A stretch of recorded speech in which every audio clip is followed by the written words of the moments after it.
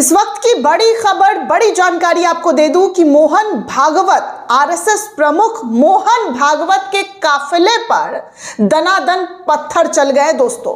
जिस काफिले में सवार होकर वो मथुरा के प्रोग्राम में जाने की तैयारी कर रहे हैं, उसी काफिले पर जमकर पत्थरबाजी चली है दोस्तों, जिसमें ट्रेन के कांच का शीशा भी टूट गया है। पूरा मामला क्या है, कैसे अचानक से मोहन भागवत जिस ट्रेन में सफर कर रहे थे उस ट्रेन के ऊपर पत्थरबाजी हुई, क्योंकि इस वक्त मोहन भागवत जगह जगह पर आरएसएस के 100 साल पूरा होने का कार्यक्रम आयोजन कर रहे हैं। इसी खास मौके पर मथुरा में भी उनका एक कार्यक्रम है आज, और इसी की रवानगी के लिए मोहन भागवत जिस ट्रेन पर सवार हुए थे, जिस वंदे भारत से वो मथुरा जा रहे थे, उसी ट्रेन पर पत्थर चल गया है। वहीं साथ में आपको बताऊंगी दोस्तों कि कैसे इस वक्त देश के कोने कोने में बवाल की स्थिति मची हुई है। एमपी, यहाँ पर डबल इंजन की सरकार है, और इस सरकार में बार बार मध्य प्रदेश के अंदर बवाल की तस्वीर जो है एकदम आम हो चुकी है। एक और बवाल की तस्वीर सामने आ रही है, जहां पर एमपी में सीमेंट फैक्ट्री के विरोध में बवाल हो गया, और इस बवाल में पुलिस पर पत्थर चले, कई गाड़ियों को फोड़ दिया गया है। ये स्थिति हो गई है दोस्तों मध्य प्रदेश में। लॉ एंड ऑर्डर बिल्कुल चुस्त दुरुस्त है। लॉ एंड ऑर्डर पर कोई सवाल नहीं पूछेगा, सवाल पूछेगा तो वो देशद्रोही होगा, देश का गद्दार होगा। बाकी पुलिस वालों के सर फोड़ दिए जा रहे हैं, पुलिस की गाड़ियों पर हमला हो रहा है, पुलिस को जान बचाना पड़ रहा है। इन सब चीज़ों पर अगर आप सवाल पूछते हैं तो आप देश के गद्दार कहलाएंगे, देशद्रोही कहला जाएंगे, क्योंकि सवाल पूछना मना है। साहब के कार्यकाल पर एक भी सवाल आप नहीं पूछ सकते हैं।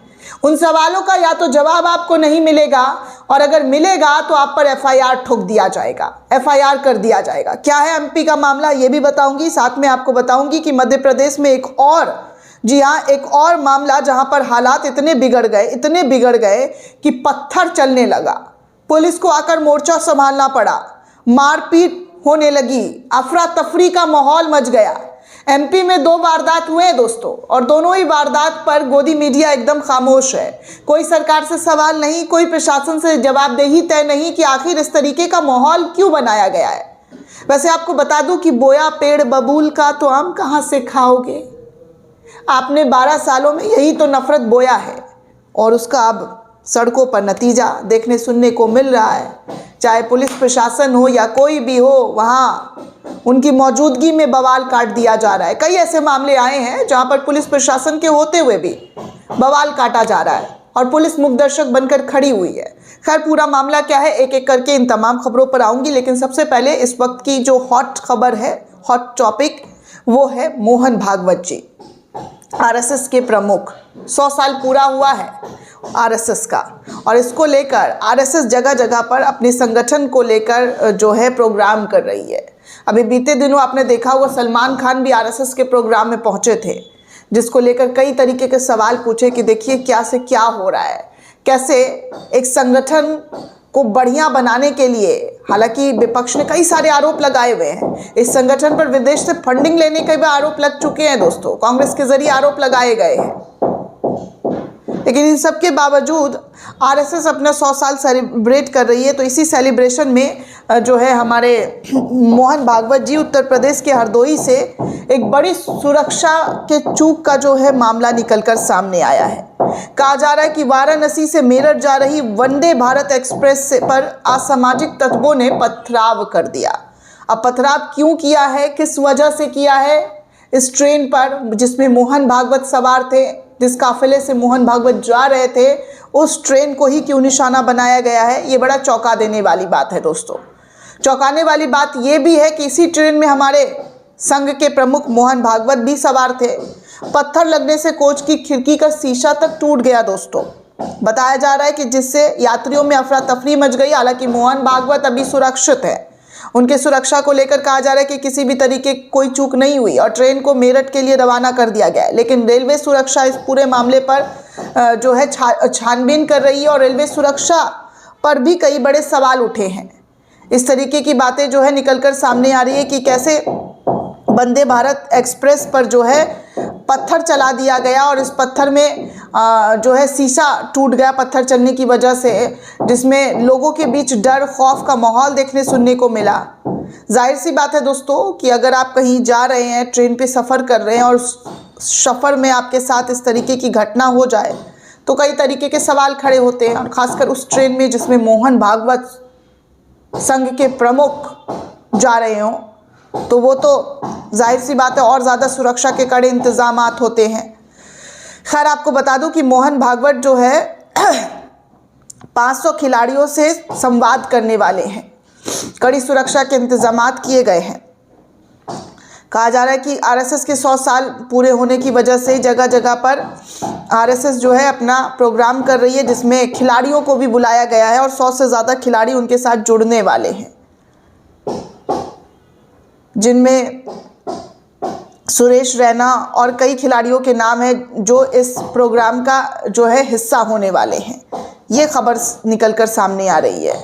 अब आगे की क्या पूरी जानकारी है दोस्तों, वो भी आपको बताऊंगी कि क्या क्या होने वाला है और किस तरीके की चीज़ें देखने सुनने को मिल सकती है, उस पर भी पूरी डिटेल में बात करूंगी। लेकिन फ़िलहाल जो जानकारी सामने आ रही है कि जिस प्रोग्राम में जा रहे हैं मोहन भागवत, यानी कि आज जहां पर होने वाला है ये कार्यक्रम, इस कार्यक्रम में 28 ज़िले से पूर्व क्रिकेटर सुरेश रैना, भुवनेश कुमार, युद्धवीर सिंह समेत पैरा खिलाड़ी भी शामिल होंगे और 21 फरवरी को अलग अलग क्षेत्रों के प्रमुख लोगों के साथ संवाद कार्यक्रम भी होगा, और जिसमें उत्तराखंड के लिए जो है मोहन भागवत प्रस्थान करेंगे।